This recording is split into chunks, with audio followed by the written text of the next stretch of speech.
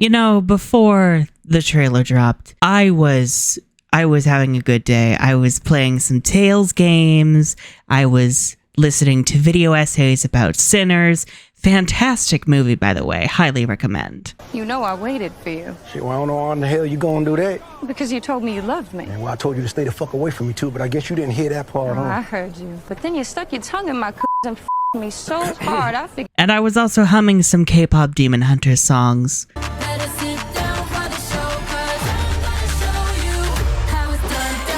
And you know what those combinations of things made me realize? Humans are truly great at creating art.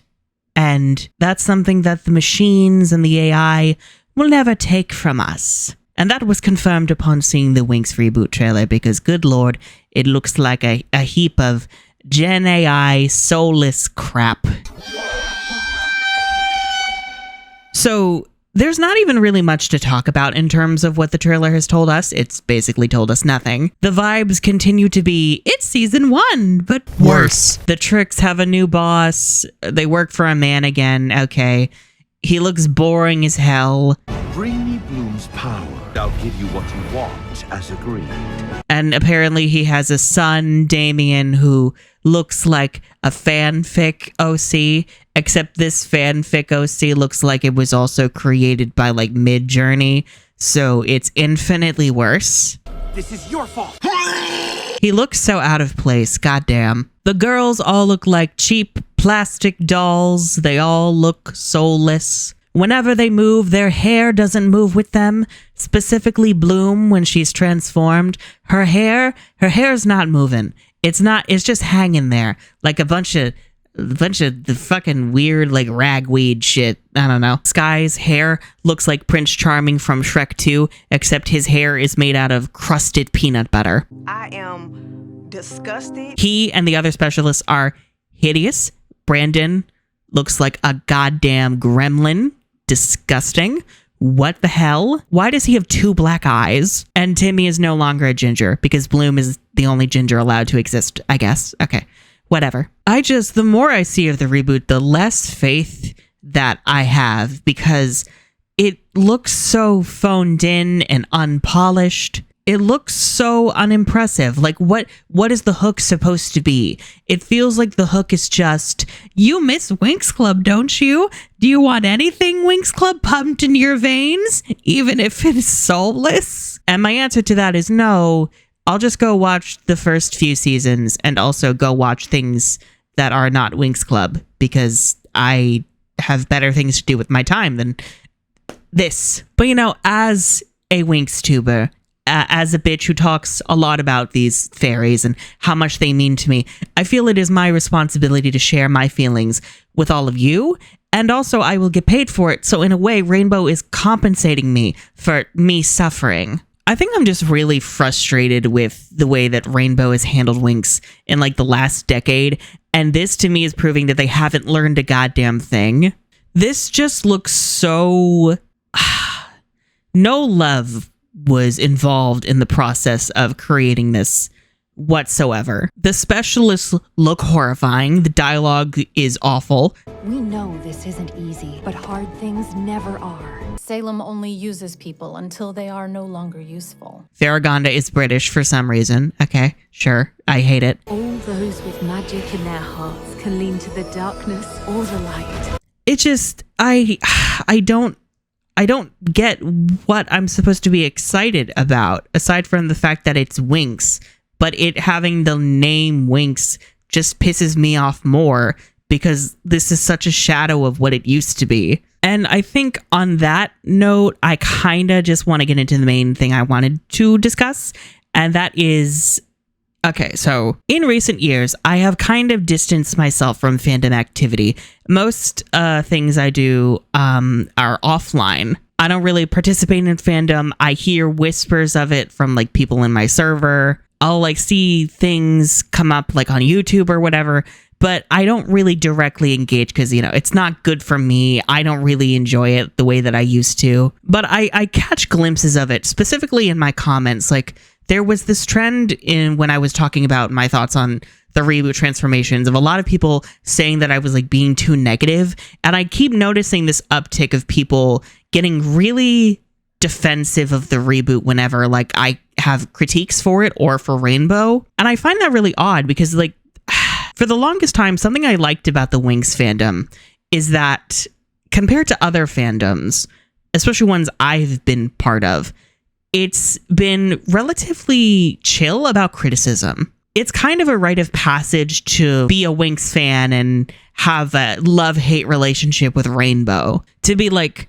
in love with the first few seasons and then be really frustrated with the direction that it went and just kind of hate how Rainbow treats Winx like it's a moneymaker and has like no respect for it as a franchise whatsoever. And even with the seasons that we love, like, we're still open up to critiquing them. Like, it's kind of a thing in my server. Like, once a month we go, yeah, season 3 was great, but those last few episodes were like kind of weird, right? And, you know, I think that's normal. I think that's really good to be able to love a piece of media, but still have some critiques for it. It's more than just, do you like a thing? Do you hate a thing? It's like talking about the elements within it that you enjoy, what you don't enjoy, how you interpret the meaning of the thing, talking about that with other people. You know, I think there's a rich beauty in having those kinds of conversations.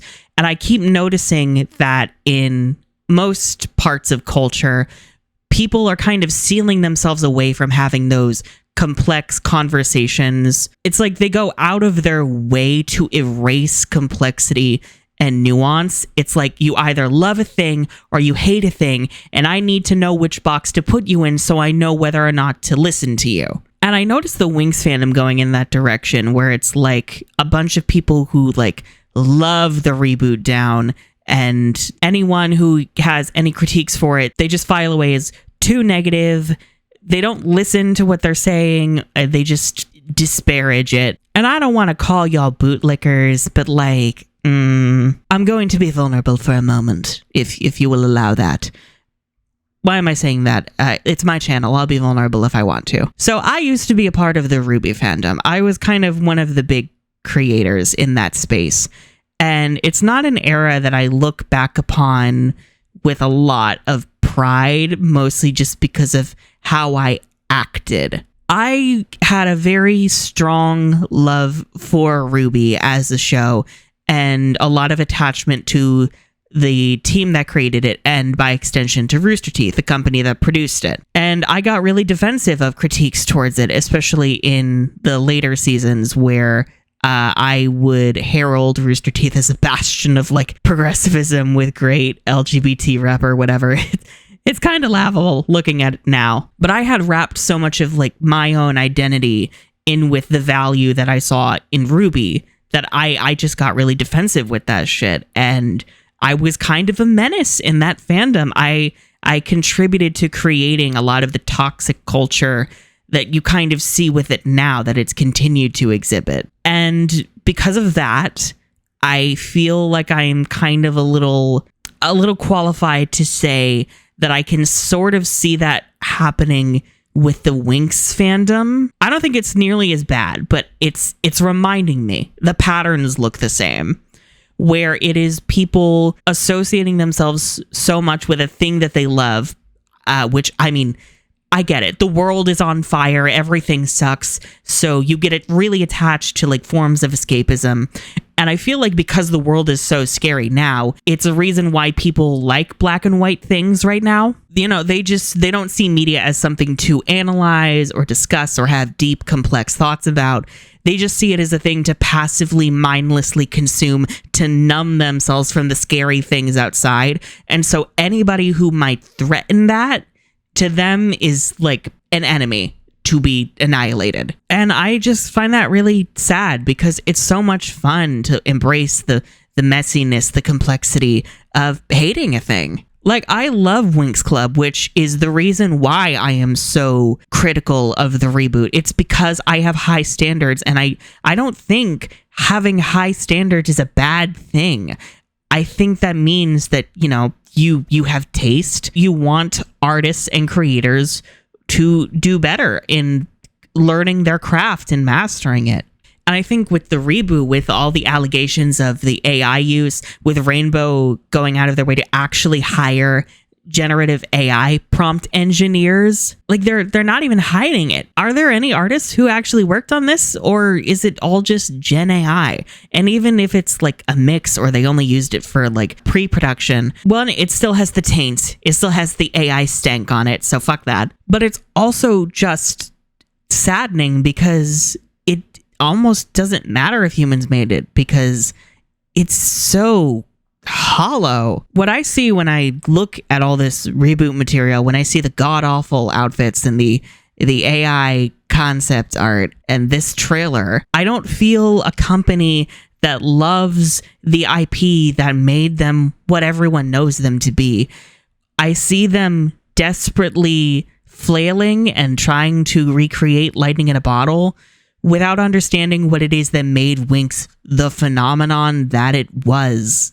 I don't know if Winx can be recreated to be the hit that it was in the mid 2000s. But like, one, you're not honoring the things that made Winx what it was in the first place, but you are also refusing to actually evolve the franchise in a way where people will enjoy it. It's just mindless slop. It's no different from seasons 5 through 8. And I find that very, very sad. I find it really depressing and frustrating. I think what's most frustrating is I don't even feel like a strong anger. I just kind of feel cold and apathetic and detached. Like the second I finished the trailer, I wasn't excited for the reboot to come out. I immediately was like, well, I'm going to go back to Sinners now. I'm going to go back to playing Tales of Graces. And that's not even one of my favorite Tales games. The reboot feels like a chore to pay attention to. And when it drops, I will be covering it. I might do commentary. I might do that stuff because, you know, it is my job. And, you know, I do enjoy discussing media, even media that I dislike, because I feel like it's important to share your perspective and your interpretations on media to like further general discussions on things. And also, it would be weird to critique something that you haven't watched. But I don't feel a visceral excitement to enjoy it as a piece of art because it doesn't feel like a piece of art. It feels like content. Derogatory. It feels like it was just made in a lab to hit nostalgia buttons and produce money. Will it? I don't know. I don't know, man. I'm just tired and I'm just kind of in despair at the state of the world. But you know what? At least there are still great pieces of art here and there. K-pop Demon Hunters is what the Winx reboot should have been. Anyway, that's all I got.